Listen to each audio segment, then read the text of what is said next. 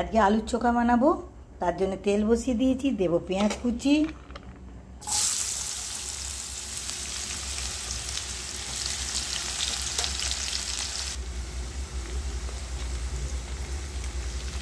এবার টমেটোটা দিয়ে দেবো, দিয়ে দিয়েছি কটা শুকনো লঙ্কা, একসঙ্গে ভেজে নেবো টমেটো পেঁয়াজ শুকনো লঙ্কা।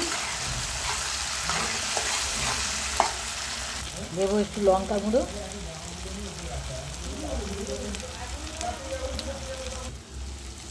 দেবো নুন, এবার আলু সিদ্ধটা দিয়ে দেবো,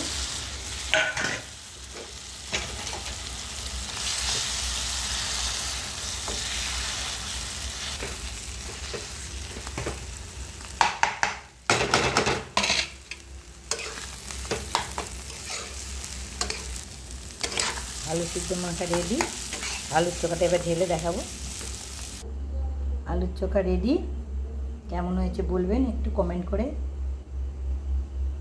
আলুর চোখার সাথে ডাল আর গরম গরম ভাত দারুণ লাগবে, একবার করে খেয়ে দেখুন। ধন্যবাদ।